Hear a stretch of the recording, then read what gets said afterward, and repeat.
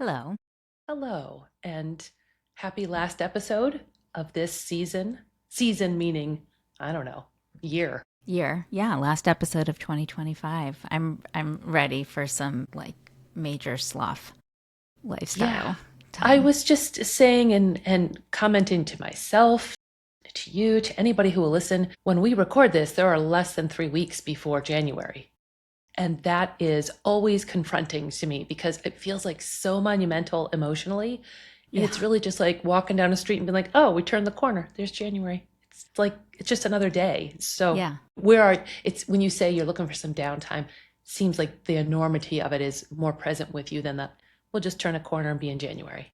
Yeah, it's been a really busy few weeks. There's so much, and I think some of it, the agency world is so weird. My husband works for a brand now, Okay. and in the agency world, like we're kind of like, okay, we out. like I feel like we're off the 22nd through we come back January 5th. Like we just take those full 2 weeks off because it's so slow, and it's just a nice thing to be able to offer to our employees. And we let our clients know. All the Yeah. agencies we work with are do like I think it's summer take coming in on the 22nd for like one last hurrah, but really everyone's taking those 2 weeks off, and my husband's like, yeah, I have Christmas off. Like the He's a people pauper. working, yeah, those poor brand side Yeah. Well, folks. I talked to an agency yesterday that they're off starting next week, 15th, Wow, that which sounds is when this nice. will go live. And yeah, I'm with you. It can be very slow. We usually have a skeleton crew unless even if we're running a program, it's sort of like who has to be on call Exactly. because we've had things that hit at the holidays or in between. You get it. Yeah, Or stuff it's comes in. the brand that wants to launch January 5th. So it's like, well, that means we're working for the 3 weeks before that, like to get Yeah, it to launch. It's not, I feel lucky. Like the stuff we've gotten in the last couple of weeks, the clients have all been pretty down with, okay, this isn't launching till last week of January, first week of February. And then the yeah, clients who want to launch January 5th came to us early enough and also were kind of protective of their downtime, yeah, and there was this concerted effort like we are going to cram this all in and have it absolutely all complete by December 19th so buttoned that up. we do not have to look at it, think about it over the break, and then we can just hit the ground running. The fact of the matter is we could all be sitting at our desks. No influencer is going to respond to us. Like we're not going to get anything turned in. We're not going to, it's so hard unless they've previously been secured and everything's Right, been planned out. Like I right. just And think they've this is a agreed to time of that year where timeline. right. Like no one's responsive this time of Like year. cold outreach is not worthwhile. No, Yeah. And, no. that's a really interesting, it seems so obvious to you and me being in the trenches and having done this, but it's a really good point of order to remind everybody, brands, everybody. Like it's not just our industry. Obviously, everybody shuts down, but how it trickles into those tactical moments and those touch points across a campaign are really important. It's not that we're lazy. It's not that we don't want to do the work. It's why would you have us out there? I mean, the perception could also be harmful to a brand if we're out there reaching out on behalf of a client at a time when everybody knows this is not Yeah, an appropriate time to reach out. And the yeah. creator could be like, I'm not working with them. They're slave taskmasters. Like they're just going to keep our nose to the grindstone if they're expecting me to respond on December 20 Yeah, or, I still what have remember you. back when I was working at Edelman, and we had this client who shall not be named who was kind of legendary for being the worst client ever, and they were like kind of mean. And we were launching this big contest. This was back in the day when like blogger contests and giveaways were huge, and we were launching a big contest in January. And I somehow got assigned the task of writing the terms and conditions for the Oh, that's made brutal. me let me remind, I did take the LSAT. I am not an attorney. That's as far as I got. I have no Super business qualified. writing terms and conditions for anything Right, at all. right. But I got assigned this task, and it was, I remember sitting, we were going to our friend's house for Christmas Eve, and I remember sitting at their island with my laptop working on these terms and conditions. Yes. on December Yes. 20th, like a cocktail in front of me, like trying to Yes. get it in. We had agreed to talk about like how to land this year in this conversation, how to sort of put a nice bow on it. But you're making me nostalgic because you said that was when you were at Edelman. So that's 15 years ago. And I More, do, yeah. right? Yeah. Like I do. That campaign, I can tell you now, was tied to the first inauguration of Obama. Going into So 2009. he was elected in 2008, right? So it was Yeah. Christmas 2008. You're making me do math. So 17 years ago. Yeah. Yep. And I remember the early days in this industry being very much like all hands on deck all the time. And I don't come from an agency background, PR, marketing, advertising. So I'm not sure if that's the nature of you just do what the client says and you're under their whim, whatever their culture is, you're sort of in lockstep with that. But I certainly remember moments of not at the holidays, but maybe being on a family vacation. I remember putting together a proposal years ago for a 7-figure campaign in the alcohol wine industry and being on a family trip in the hotel room, like banging stuff out, same thing, because it was hurry up, get the client what they needed. So I don't know where that leaves us, but I feel it. Like it's nice that in your wisdom and experience, you realize that's not how we're going to operate in these couple of weeks when I think of it like I always think of the movie 9 to 5, which anyone who knows me well knows my power song is Dolly Parton 9 to 5. And I absolutely adore that movie. Yes. And it holds up like so well. Yes. But like the whole thing with that movie was this work environment was not conducive to working women, working moms, and like the realities of it. Right. And I'm not abducting anyone, poisoning anyone. Dabney Coleman is safe. But yes, it is right, nice to be able to like, and to have that clear plan and to not feel like I'm like, certainly if something comes in, like we're going to get it taken care of and get it done. But like just to be in a position where you can say, okay, here's the schedule. This is what we're going to do. Let's get this all. Let's like just heads down, get this all done before December 19th so we can take this time off and relax and recharge and like truly come in new year, new you, like all of our clients are talking about, and like actually be refreshed. Embody it. Yeah. Do you think there's wisdom? How do you advise any brand who's thinking about this period of time, doing a holiday campaign, doing a New Year, New You campaign right at the crack of January? What's your advice there? Do you say, you know what, it's just such a noisy time and people's minds professionally are trying to wind down? There's not much to happen now. Any requests we are getting in where they want content going live in January, we have a few things we'll suggest. We always will suggest a rolling rollout. Is that even the way to put it? Cadence. Like, we're not going to have like every single piece of content going live all at the same time. If we can have it rolling, we can get stuff up sooner rather than waiting for it all to be complete. So I think that's a pretty good rule of thumb when you're short on time, like we all are now. The other thing we tend to do is just work with like the ones we know and trust. This is not a moment for recruiting a whole bunch of brand new influencers who we've never worked with, who are not known entities. When we're doing something, this is any quick turn program. I was just going to say, this is any time bound, right? Anything. Like we have that list. I mean, we have a really big network of influencers. We work with thousands, but we all have that list of influencers. Like, you can reach out and be like, hey, I got a thing. It's quick turn, you in. And they're going to get it done on time. They're going to get it done well. They're going to, you can rely on them. It's not going to require a ton of back and forth. Like you just have that kind of roster of like old dependables. And that's who and that impacts what we say yes to there. So someone comes in a category that we haven't done a ton in for a demographic, if something's super specific, we're going to be limited in not just because of our time schedule, but getting back to what we were saying before, doing cold outreach at this time of year is so tricky. But if it's some, moms You've 35 just, to 55 yeah, who, serve healthy snacks to their kids, sure, you're like, no problem. nailed Bring it it. on.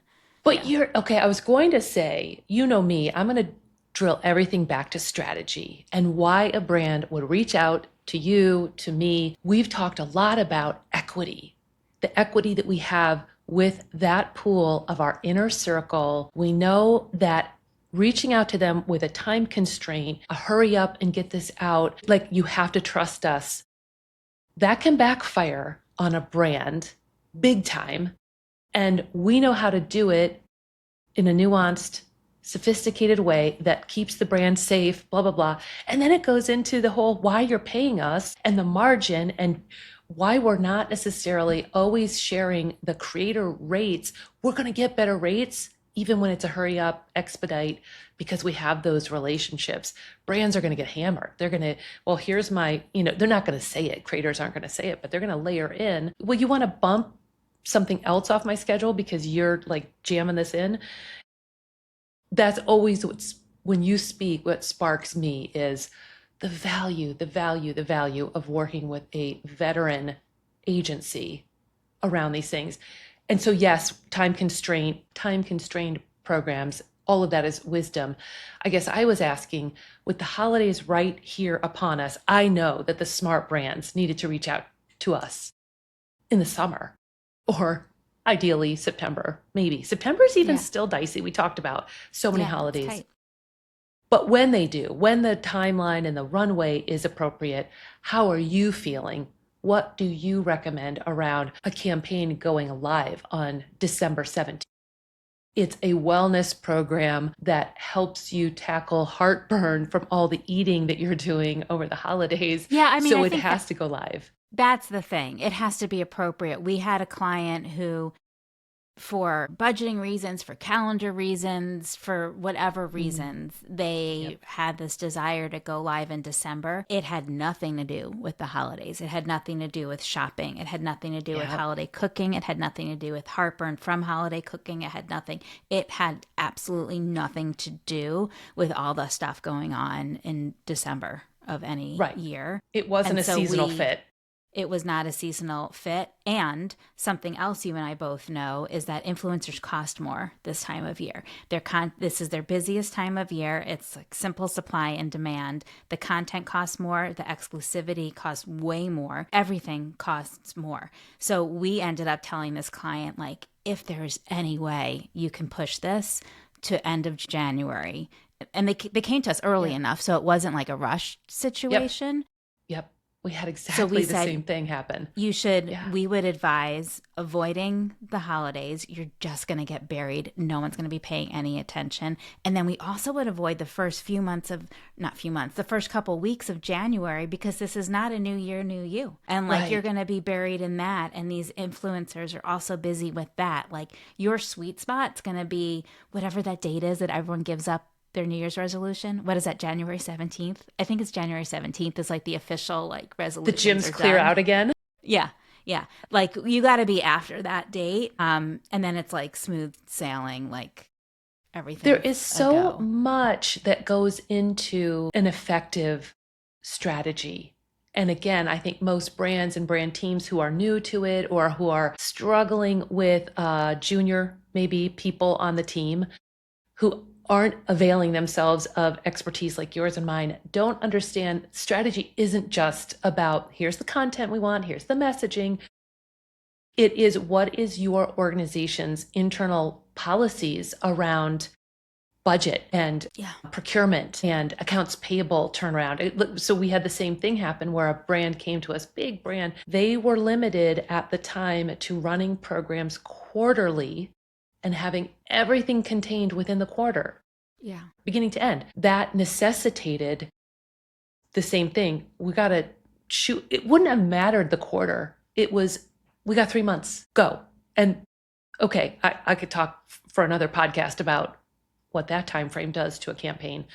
Luckily, they were able to take our insights back to their team and say, we're going to need some more time here. We're going to have to, because everything would have landed on December 23rd. All the content would have gone live.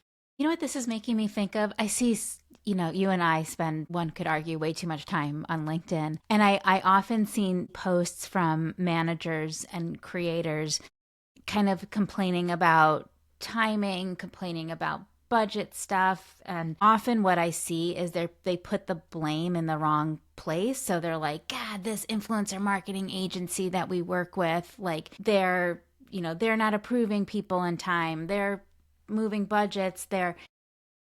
What I often see is this like misunderstanding of how things really work and how that trickle down works. Like we're dealing with a client now, and they came to us. We had to get them proposal approved, contract signed, invoice sent out before the end of the year.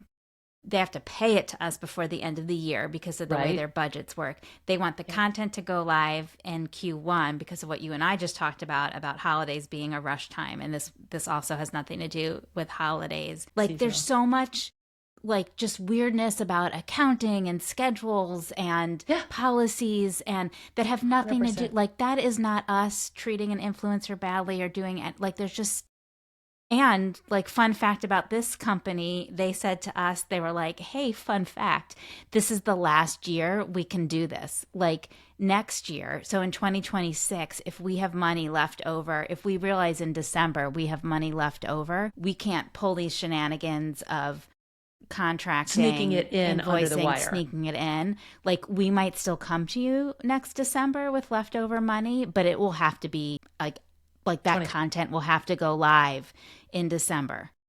So they're literally fighting, they're going the wrong way with their policies. Yeah, 100%. There are numerous examples with our clients where we, at some point in the process early on, we'll talk to them. What is your accounts receivable, accounts payable structure and setup? What are your buckets even that this budget can come out of? Because sometimes they'll want something, they'll have carved out this much for it. What they want is maybe a bigger budget. And so we'll talk to them about, like back in the day, do you have a DEI budget this can come out of because it's the messaging aligns with or because we are a woman-owned and certified business, so you're working with us. Like there are different, or grants. We work in the food space, the agricultural space a lot. Grants can come into play. So we're working with our brand clients a lot to help them navigate their own internal, not politics, but policies, structures, approval processes, all of that. So, and I want to go back to your comment too about influencers being more expensive at this time. I think supply and demand is in play. I don't even think they're more expensive. I think they're just less available because they want downtime. They want the holidays. They will charge more so that they can take time off. And that brings up for me something I'm noticing more and more that I'd like to get back to is when I launched my agency, I did it out of a kinship, a community with food bloggers.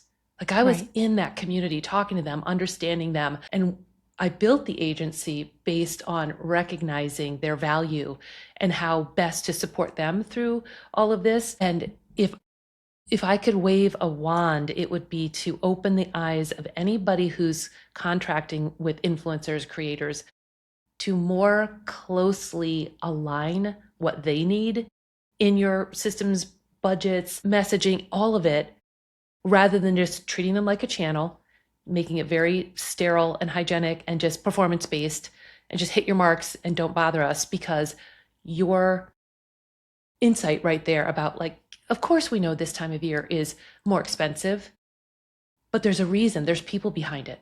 Like there's a reason they're charging more. One of which is they have less inventory because they want to close the doors too for a little bit and regroup. So that was a big rant, but I'm all for the influencers. Max will edit this out. We're having a new microwave delivered today. It was supposed to come between 1:30 and 6:30. They just showed up. But thank God my daughter's here. So I was like, put the dog away. Can you handle it? So if you saw me like text me. Yep. Yeah. Well, so it was a good time for me to go off on a tangent. I know. I was like, I have no idea what you said, but thank you for going on and on. Yeah, okay, no. Getting back getting back to it. Yeah. So there's a trend that I see. Like I want influencers to become more central to this whole conversation I do instead of a too. side But pod. I like if I can give one big shout out to every once in a while, like I love getting those calls with the leftover money and the like, oh shit, we should have included influencer, and is this something we could add, and like we didn't think of this up front but we're thinking of it now.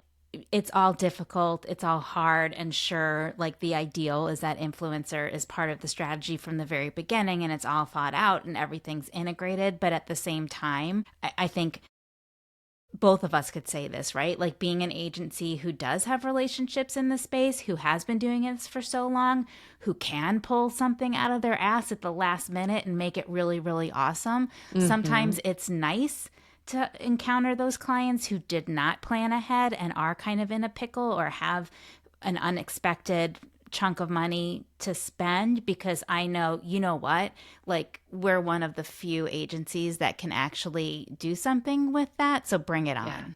Yeah. This came up in my interaction on LinkedIn. Orson Welles is claimed to have said, the enemy of art is the absence of limitation. So what you're describing is, okay, now we've got some limitation. Maybe it's not as big a budget it might normally be. It's time constrained. It's hitting at a time of year when everybody's bonkers. Let's go. Yeah. Like let's lace up the gloves and we're going to come at this swinging. Yeah. Yeah. And I think there's likely, I don't know if we want our brand clients to know this, there's more wiggle room for us to push on them to be creative, to trust us, to go with our Yeah. ideas, to let it roll the way we would advise versus Exactly. feeling like they want to be in the driver's seat when we know we have the expertise. So that might factor in why it's more fun as we get to say, Yeah. okay, but then we're doing it our way Right. and you're going to love Exactly. it. Exactly. Oh, good. That was fun. That was We fun. made it. We made it. Okay. Well, happy Happy. holidays. Happy New Year. We will be Yes. back in January, fresh and rested, unless we get some of these surprises That's right. while we're Right. laying around. Right. The bat Yeah. phone, the red phone, like ring it. We're Yeah. here. Yeah. All right. Well, enjoy your downtime and I will see you You in too. January. Okay. Sounds Okay. See good. you. Bye.